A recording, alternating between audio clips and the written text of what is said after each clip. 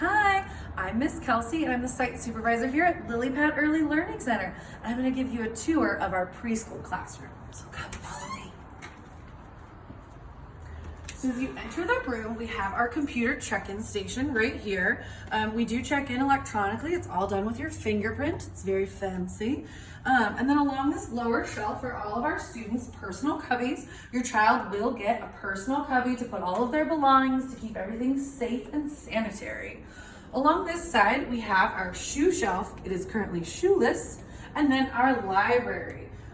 You can either read your books, play with your puzzles along this space, or we move into the classroom a little bit more, and we do have a quiet rug here. Our quiet rug can have, a reading area by the pillows, or we do have a shelf located over here that's got some really nice sensory bottles. This one's an I Spy. Different things to play with and enjoy. We also have some quiet activities where you can sit and trace a letter, moving the bead along, and books with our chalkboard. If we keep moving this way, we do have a writing center where two children can sit together, a writing shelf with different needs depending on what they want to work on at any given moment, any given day. And then in the center of the room here, we do have a little emotions wall that includes a mirror. Preschool teachers focus a lot on our feelings and our emotions, so it's really important for us to be talking about these things. All of these cards can be pulled off, and then you can say, oh, this person's tired, and you can kind of decide maybe if you're feeling tired too. And then right here on this shelf are all of our manipulatives. These are our fine motor activity toys. Again, these are toys that children can grab. If they want to kind of go into a quiet space, they can pull them that way. They can even just set them on the floor, which preschoolers tend to like to do. And then when we move this way, we do have tables inside the classroom right now. Due to the fact that we're trying to limit the space that we're in because of COVID, we want to make sure we're getting everything very, very clean and sanitary. So we are kind of limiting how much access we have to all of our different spaces here at Lily Pad. So we brought tables inside, but there's still access for building. Right now on this table, I have set out what I like to call an emergent curriculum provocation. Emergent curriculum is whatever activities the children are interested in at any given time. We've got a lot of kids in this room who are really interested in dinosaurs. So I've placed some natural blocks, and they can access even more natural blocks over here on our building wall. And they can continue to play and kind of do what they want over here. So maybe they're creating a house for the dinosaurs, or maybe a bridge for them to walk on. It really just allows children to kind of create and build as they please.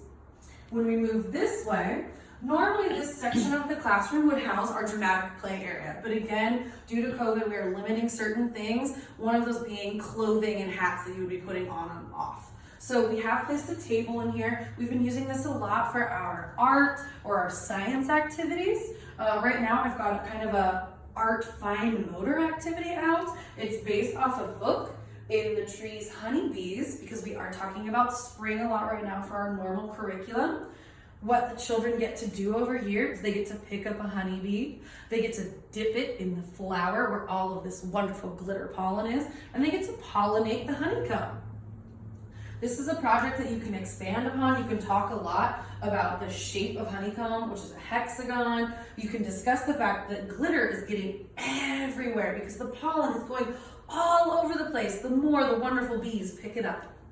Now, if we move this way, this is kind of the heart of our classroom. This is where we do our greeting. This is where we talk about our daily schedules, what we're going to be doing each day. This is where we go over the days of the week, what season we have. We always have a weather watcher, which is a child favorite activity. We go over the month. We figure out what day we're in. And then as you can see, I've placed a book because what normally happens at greeting is we get to have a little story time. It is hopefully based on whatever we're learning. Sometimes it's hard to find a book based off of maybe a particular topic, but we do try our best. So this one is When Spring Comes, as we're finally getting warm, wonderful weather. So this is our preschool classroom. The curriculum that we focus on is called High Scope. I really urge you to please check out our website. It is lilypadearlylearningcenter.com. It's going to have a bunch of information on High Scope for you to read over. But the one part that I really like to stress, and I always like to tell all the parents, is this aspect called Plan, Do, Review. And in Plan, Do, Review, the children get to plan their day, and they plan the fun part. So they plan the work time, they plan the free play is what that's called. They get to go do it. And then when they're done, we review. And the important part of this is maybe they're like, oh, I'm gonna build a house for the dinosaurs. And we say, okay, let's go.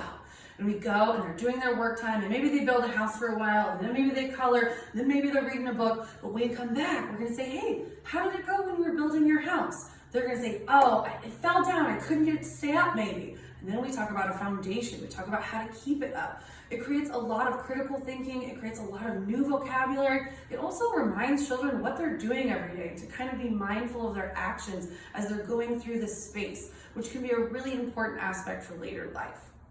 So that is the biggest and most important part of High Scope that I wanted to share with you. If you do have any questions, any concerns or anything, or just want to follow up with us, please feel free to call, text, or email. We would love to answer them because we would also love to start your child as soon as possible. Thank you.